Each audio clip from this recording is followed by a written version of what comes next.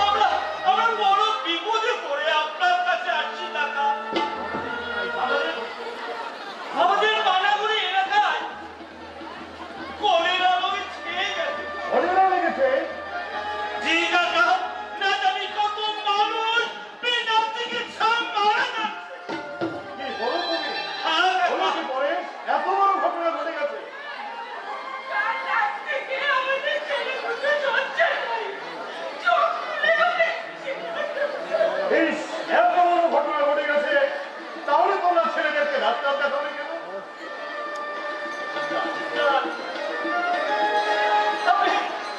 আপনি ডাক্তারের কথা বলছেন? আমরা গতকাল রাতে ওই রোদবাড়ি ঘাট গিয়েছিলাম। তারপর রোদবাড়ি ঘাট গিয়ে দেখি নদীতে জলে ভরপুর। তারপর তো আমরা কতবার মাঝিকে বললাম, ও মাঝি ভাই, আমাদের সন্তান দুটোকে একটু নদী পার করে দাও। তারপর কি হলো? কাকাবাবু, ওরা আমাদের কথা শুনলো না। শুনলো না? ইস, এত বড় ঘটনা ঘটে গেছে। কি কাকাবাবু, আপনি তো আল্লাহ ভালো মানুষ। এর আগেও আপনার দেওয়া জল্পনা খেয়ে অনেক রোগী সুস্থ হয়েছে। এত জল্পনা দিয়ে সুস্থ হয়ে ওঠে কাকাবাবু। তাই বলুন কাকাবাবু, তাই বলুন।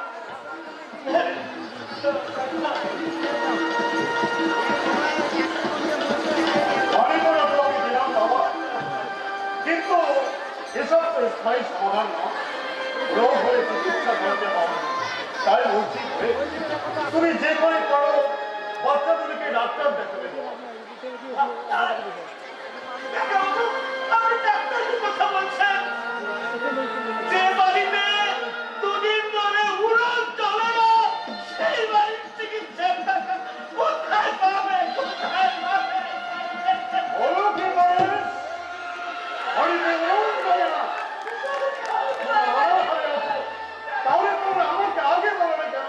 শুধু আমাদেরই নয়, এই গ্রামের সবাই পরিস্থিতি একই অবস্থা এই কি কাকাবাবু। অবস্থা? একদিকে কলেরার প্রকোপ, আর অন্যদিকে দারিদ্রতার হাহাকার কাকাবাবু। এই অবস্থা হয়েছে বলো, গ্রামের মানুষ খেতে পাচ্ছে না, তা আমাকে কেন বলবে?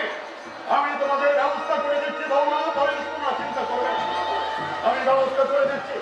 হে আল্লাহ তাআলা, এই চেষ্টা বলছি, এই উপহার তুমি কতদিন দেখবো? কেন এই গ্রামের মানুষ অসহায় থাকবে? প্রধান আব্দুর রহমান, আব্দুর রহমান, আমি দেখেছি আনামুড়িতে কলেরা লেগেছে, সেখানকার মানুষ অনাহারে পড়ে আছে, বিনা চিকিৎসায় মারা যাচ্ছে। তুমি কাল বিলম্ব করবে না, এই নাও গোডাউনের চাবি। গোডাউন থেকে চাল, ডাল, আটা সব বের করবে। তোমার ছোট ভাই শহীদুল এবং তৈদারকে বলবে যেন দুটো গরুর গাড়ি প্রস্তুত করে গিয়ে পানাগুড়ি, হলুডাঙ্গা এবং আলোকঝানি এলাকায় সমস্ত পেট্টাবাসীর দেখবে যারা না খেয়ে আছে, তাদের বাড়ি বাড়ি সবার দিয়ে আসবে। আর তোমার সব ছোট ভাই আব্দুল হাকিমকে পাঠাবে দিনহাটা শহরে পাঠিয়ে দিয়ে পর্যাপ্ত পরিমাণে ঔষধ নিয়ে আসবে। আর কাল থেকে নদীগোপাল ডাক্তার আর আলী ডাক্তারকে আমার বাড়িতে বসাবে। মনে রাখবে আব্দুর রহমান, একটা মানুষ যেন এই পাট্টা এলাকায় না খেয়ে না থাকে, বিনা চিকিৎসায়। এটাই আমার শেষ। বেশ, তাই হবে আব্বা। আপনি দোয়া রাখবেন, আপনার কথা আমি অক্ষরে অক্ষরে পালন করবো ইনশাআল্লাহ। চলুন পরিস্তা, চলুন বৌদি, আপনারা আমার সঙ্গে চলুন। যাও বাবা, আবার বোঝাই গরুর গাড়ির সঙ্গে আমি আপনাদেরকে আমার বাড়িতে আপনাদের বাড়িতে পৌঁছে দিচ্ছি। আসুন, চলুন আমার সঙ্গে চলুন।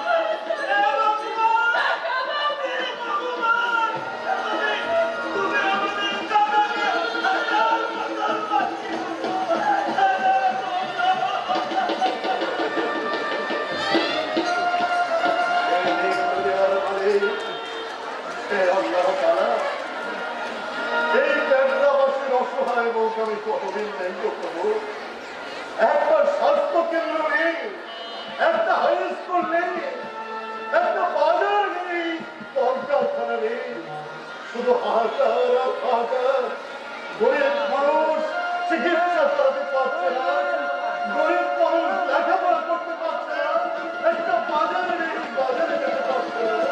প্রভু, তুমি দয়া করে এই পেটলাবাসীর দুঃখের কথা মুছনের মধ্যে তুমি আমাদের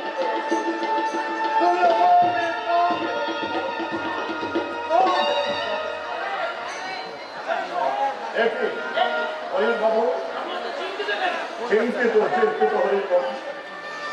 হরিণ বাবু, আপনি এসব এসে খুব ভালো করলেন। আপনি আমার অত্যন্ত বিশ্বাস করেন। আপনাকে সারা জীবনের আমি কোনো সিদ্ধান্ত গ্রহণ করিনি। আজ আমি একটা কঠিন সিদ্ধান্ত নিতে চাই। হ্যাঁ, কঠিন সিদ্ধান্ত। আপনি তো জানেন যে এই বছরে আমার হজে যাওয়ার কথা।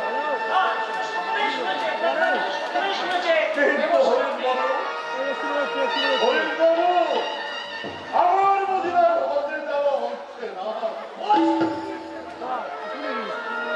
আমি আর হজে যেতে পারছি না। আমি হজে যেতে পারছি না। পেটলাবাসীর এই অসহায় দুঃখের দিকে তাকালে আমার মনে হয় হজের আগে একটা স্বাস্থ্য কেন্দ্র, বাজার, হাই স্কুল করা দরকার। এই জন্য ভাবছি আমি হজে যাবো। একদিকে আমাকে হাত চালিয়ে দিচ্ছে কাবাঘাট, মসজিদে নববী, আরাফাতের ময়দান, পবিত্র নববীর কবর, আর আরেকদিকে ভেসে আসছে আমার মৃত্যুর সমাগম।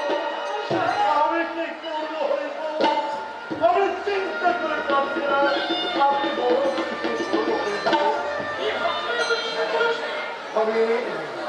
আমি ভাবছি হজে আমি আগে আগে একটা হাই স্কুল বানাতে চাই। হ্যাঁ, একটা হাই স্কুল বানাতে চাই। আমি আর কারোর সঙ্গে কথা বলতে পারি না। আমার দিন বলছে আমি সঠিক পথে আছি, আর আমি কাউকে কিছু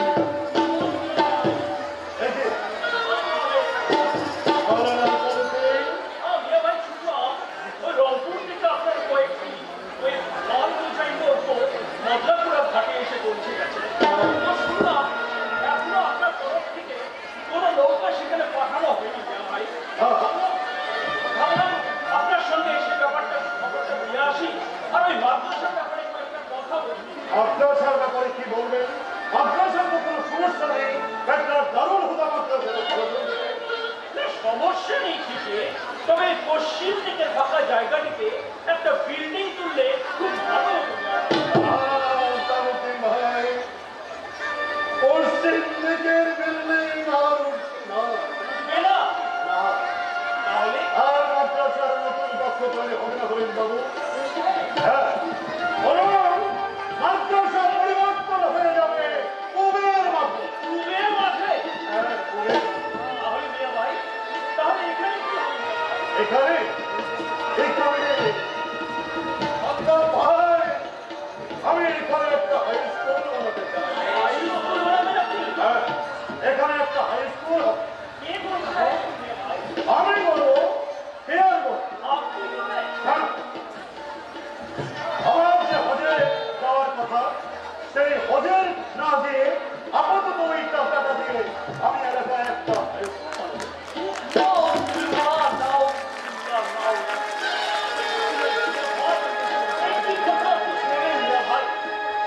হজের মতো পবিত্র যাত্রা কেউ কি স্বেচ্ছায় ছেড়ে দেয়?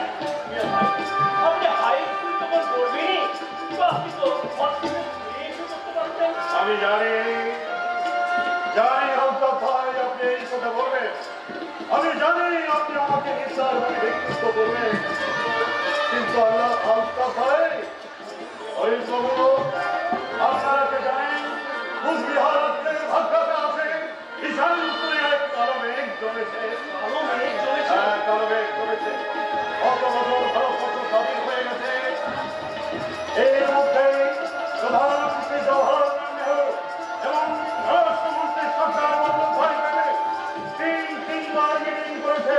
আমাদের মহারাজ জগদীপ ইন্দ্রের রেখে দিতে চায়। এটা আর স্বাধীন করে রাজ্য থাকবে না, এটা হয়ে যাবে কেন্দ্রশাসিত অঞ্চল। হ্যাঁ, কেন্দ্রশাসিত অঞ্চল। কেন্দ্রশাসিত অঞ্চল যদি হয়ে যায় তাহলে পাওয়ার অফ অ্যাটর্নি চেঞ্জ হয়ে যাবে।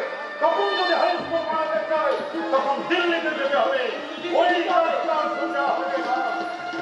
তার জন্য আমার পরম বন্ধু লোকরাবাড়ি আলাদা ব্যাপারে ইতিমধ্যে হাই স্কুল আমি মনে করি প্রথমে আমার একটা হাই স্কুল, একটা স্বাস্থ্য কেন্দ্র আর একটা বাজার তৈরি করা দরকার। তারপর যদি আমরা চাই বানানোর পরে আমি হজ করবো ইনশাআল্লাহ।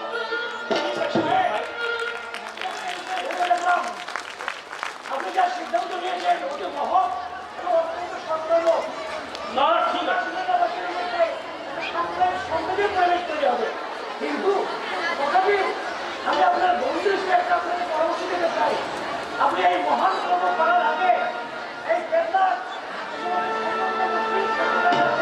তাদের সঙ্গে একটু সভা পরামর্শ করে নিতে পারতেন। না না মিয়া ভাই, আমিও বলছি আপনি সমাজের কল্যাণার্থে এসবের প্রয়োজন আছে মিয়া ভাই, আমি মানলাম।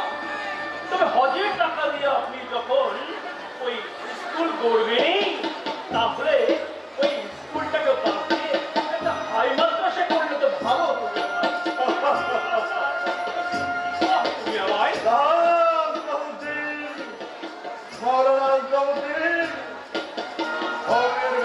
বাইরে একটা পৃথিবী আছে।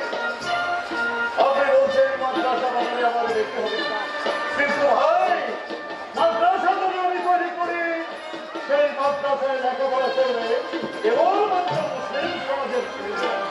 ভারত করে যাবে লাখো লাখো অন্য সম্প্রদায়ের সংখ্যা, কিন্তু আমি তা হতে দেব না। বুদ্ধ যেমন সবাইকে আলো দেয়, চাঁদ যেমন সবাইকে যুক্ত চালায়, পাতার যেমন সবাইকে অক্সিজেন দিয়ে বাঁচিয়ে রাখে, আমার পবিত্র প্রতিষ্ঠানে হিন্দু মুসলিম জৈন খ্রিস্টান সবাই লেখাপড়া করে মানুষের মতো মানুষ হবে, আর তুমি প্রকাশিত হবে একটি আদর্শ। তাই আমি সিদ্ধান্ত নিয়েছি আমার যাবতে এবং হরিশ্চন্দ্র রায় তোমরা আমাকে ধরে দেবে। আমার আর কাল বিলম্ব করে ঠিক হবে না। ভারত বিলম্বে চলে যেতে হবে আমার কুচবিহার আসবে। কুচবিহারে গিয়ে আমার 19 বিঘা সম্পত্তি এবং হজের সমস্ত 1 লক্ষ টাকা মহারাজকে তুলে দিয়ে বলবো, মহারাজ আপনি আমার কাছাকাছিকে বাঁচান, অসহায় মানুষকে শিক্ষিত করার জন্য স্কুলকে অনুমোদন করুন। তাই বিলম্ব করবেন না, এখনই চলতে হবে আমাদের কুচবিহার। আর আদর্শ সমাজ গঠন করতে গেলে আমাদের এই ফলাফল একে জয় যোদ্ধার নবী বকর ব্যাপারী জয়।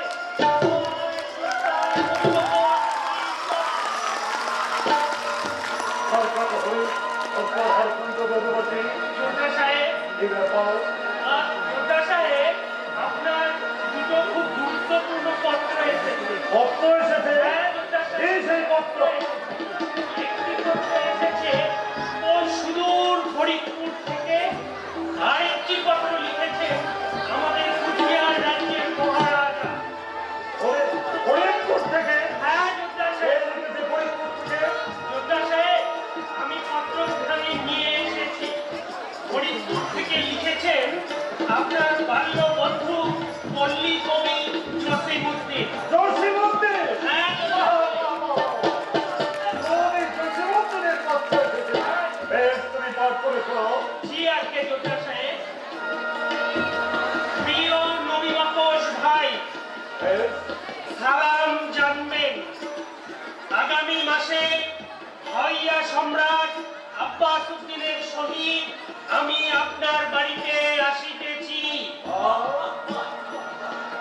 সেখানে কিছুকাল অবস্থান করিয়া আপনাকে সঙ্গে লইয়া কুচবিহার রাজ্যে রূপ বৈচিত্র্য আস্বাদন করিব। অতঃপর সেখানকার শিল্পী সাহিত্যিকদের সঙ্গেও কিছুকাল অতিবাহিত করিব। বড়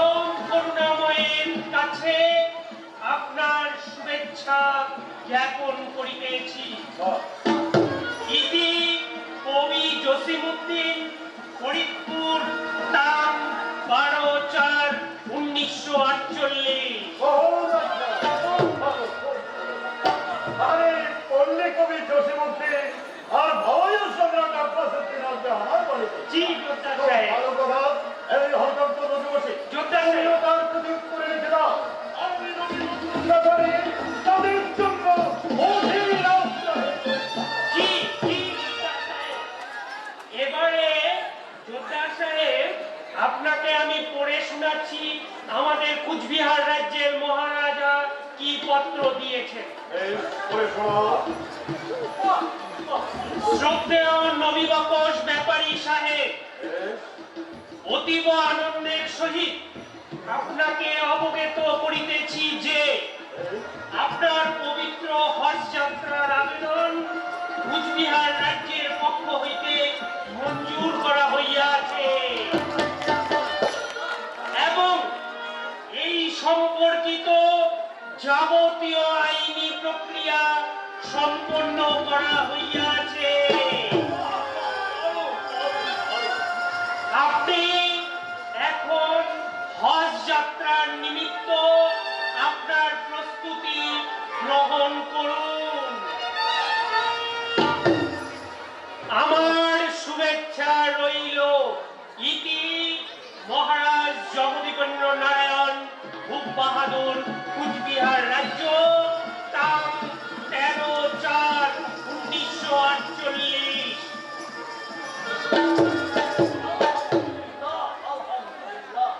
মিয়া ভাই, আপনি তো বড় ভাগ্যবান মিয়া ভাই। আল্লাহ আপনার দিলের মকসুদ কবুল করে নিয়েছেন মিয়া ভাই। না না না না, এই সুখবর নয়। যোদ্ধা সাহেব, হরকান্ত, যোদ্ধা সাহেব, হরকান্ত, যোদ্ধা সাহেব, কি হলো? এমন ভালো একটা সংবাদ। করুন করুন আমার, তুমি আমাকে কোন পরীক্ষা মিয়া ভাই, যোদ্ধা সাহেব, একদিকে তোমার খাবার ধরে রাখছে আর আরেকদিকে কেবলা বাঁচিয়ে যোদ্ধা সাহেব, আমাকে সত্য হতে হবে, আমাকে কঠিন সিদ্ধান্ত নিতে হবে। হরিশ বাবু, আপনাদের ভাই হবে না, হবে না। মিয়া ভাই, অত্যন্ত যোদ্ধা সাহেব, আজের পত্রটি তুমি আমাকে দাও। যোদ্ধা সাহেব, দাও। কি বলছেন যোদ্ধা সাহেব? পত্র আমাকে দাও। যোদ্ধা সাহেব, এই একটি মাত্র পত্র আমার জীবনের সমস্ত সিদ্ধান্তকে লগ্ন করে দিতে পারে। তাই আমি মনে করছি এটাকে আস্ত রাখা ঠিক হবে না। যোদ্ধা সাহেব,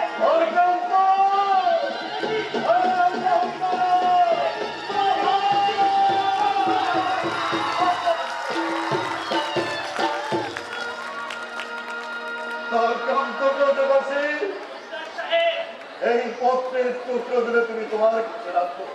যোদ্ধা সাহেব, আমার সঙ্গে কুচবিহার যাওয়ার পথে যোদ্ধা সাহেব, সরকারি ঘাটের ধর্ণা নদীতে যোদ্ধা সাহেব, বিদ্যুৎ দিয়ে তুমি সসম্মানের পত্র দিয়ে ধর্ণা নদীর পানিতে ভাসিয়েছো। একই আর সিদ্ধান্ত। আর প্রভুকে বলিল, তিনি যেন আমাকে ক্ষমা করেন। যোদ্ধা সাহেব, কি করিলেন আপনি? আল্লাহ, তুমি আমাকে ক্ষমা করো। আমি সাময়িক সময়ের জন্য তোমার দেওয়া করে যেতে পারছি না। আমার সমাজ অন্ধকারে আছে প্রভু। আমার মতো একটা হবে হজে না গেলে তোমার ক্ষতি হবে না। কিন্তু আমি যদি হয় তোমার অর্থ হয় আমার সবাই। যোদ্ধা সাহেব, আলতা ভাই, গরিব বাবু, আর কার বিলম্ব করা ঠিক হবে না। যোদ্ধা সাহেব, আর কান্ত, যোদ্ধা সাহেব, আমার সমস্ত টাকা এবং জমির কাগজ মহারাজার হাতে তুলে দিতে হবে। না হয় ভারত থেকে মহারাজকে কেন্দ্র শাসিত অঞ্চল হয়ে গেলে আমরা নিশ্চিত করবো। তাই কোনো থেকে না থাকি একবারে কোনো কুচবিহার অঞ্চলে।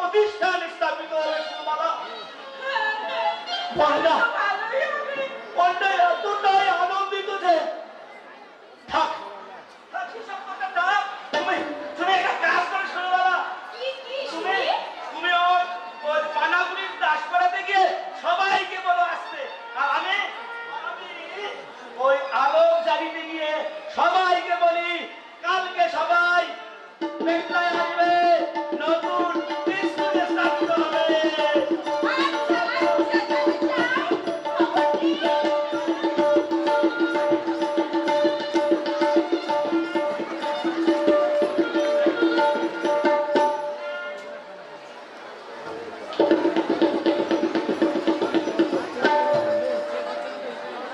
উপস্থিত ভাই ও বোনেরা, আজ এই বিদ্যালয়ের মহতী উদ্বোধনী অনুষ্ঠানে আপনারা যারা উপস্থিত হয়েছেন, আপনাদের সকলকে সালাম এবং নমস্কার জানাই। আমার আব্বাজান নবী বকশ ব্যাপারী আপনাদের সকলের সুবিধার্থে এই পেটলা অঞ্চলে একটি বিদ্যালয় স্থাপন করার জন্য তিনি খুবই